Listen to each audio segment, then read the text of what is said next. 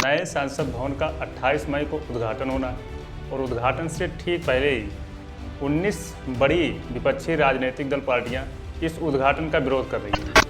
आखिर क्यों 19 बड़ी विपक्षी राजनीतिक दल पार्टियां इस उद्घाटन का विरोध कर रही हैं और विपक्षी पार्टियां ये मांग क्यों कर रही हैं कि ये उद्घाटन प्रधानमंत्री के हाथों के बजाय राष्ट्रपति द्रौपदी मुर्मू के हाथों से कराया जाए। और हमारे पास जब एक संसद भवन था ही तो हमें न्यू संसद भवन की आवश्यकता क्यों पड़ी। जानेंगे इन सभी प्रश्नों का जवाब इस एपिसोड के माध्यम से।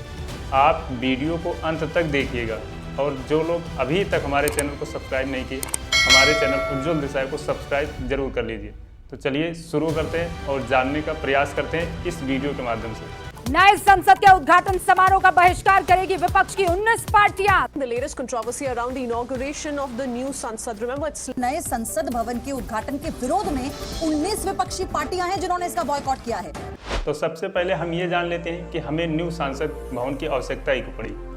तो ये तो सभी लोगों को पता होगा कि पुराने संसद भवन को 100 वर्ष पूरे हो गए थे और पुराना संसद भवन आज की डिजिटल इंडिया के अनुसार या आधुनिकीकरण के अनुसार पुराना संसद भवन पुरानी मॉडल पर आधारित था। और देखा जाए तो भारत की जनसंख्या जिस गति से आगे बढ़ रही है उस गति से सांसदों की संख्या में वृद्धि नहीं हो रही। सांसदों की संख्या लंबे समय से एक निर्धारित संख्या पर ही अभी तक आधारित है। जनसंख्या वृद्धि के अनुसार सांसदों की संख्या में वृद्धि किया जाना भी एक बड़ा मुद्दा है। इस वजह से नए संसद भवन का निर्माण कराने का एक बड़ा रीजन बनता है। अगर हम दूसरे रीजन की बात करें तो पुराना संसद भवन पुरानी मॉडल पर आधारित है।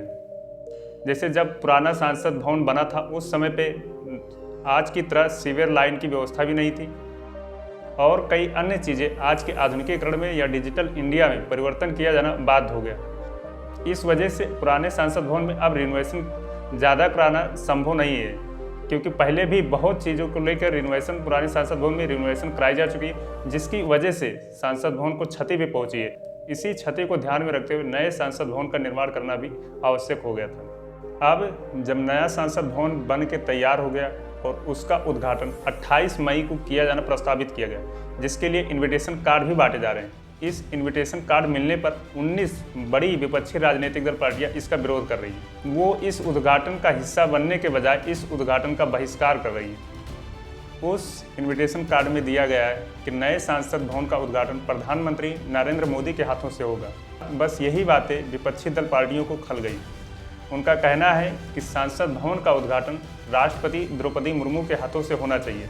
भारत जो कि एक विश्व का सबसे बड़ा लोकतांत्रिक देश है और इस लोकतंत्र की पवित्र मंदिर संसद भवन है और राष्ट्रपति देश की प्रथम नागरिक है।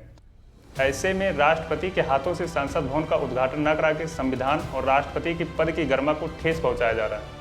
इसलिए 19 विपक्षी दल पार्टियां ये मांग कर रही हैं कि संसद भवन का उद्घाटन राष्ट्रपति द्रौपदी मुर्मू के हाथों से कराया जाए, तभी हम 19 विपक्षी दल पार्टियां संसद भवन के उद्घाटन में हिस्सा लेंगे।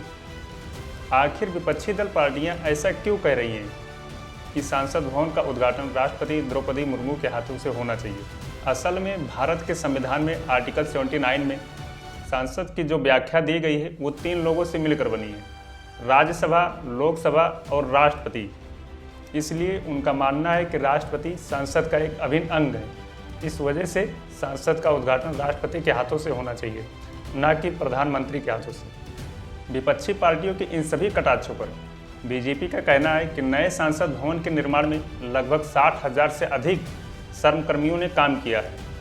उनके सहयोग से ही ये विशालकाय संसद भवन 2 साल के अंदर बनकर तैयार हुआ है। इसलिए उन 60,000 श्रमकर्मियों को भी उद्घाटन के दिन सम्मान दिया जाएगा और प्रधानमंत्री उन सभी कर्मियों को सम्मानित करने के लिए एक कार्यक्रम भी आयोजित करेंगे। नए संसद भवन की खासियत की बात करें तो नया संसद भवन भूकंप रोधी बनाया गया है और यह संसद भवन 150 सालों तक चलेगा। इस नए संसद भवन में जनसंख्या वृद्धि को देखते हुए सांसदों की सीटों की संख्या में भी वृद्धि की गई है। लोकसभा कक्ष में 888 सीटें तो वहीं राज्यसभा में 384 सीटें और संयुक्त कक्ष में 1272 सीटें बनाई गई। विपक्षी दल पार्टियों के द्वारा लगाए गए इन आरोपों से आप कितना सहमत हैं? आप अपने विचार कमेंट सेक्शन में कमेंट करें।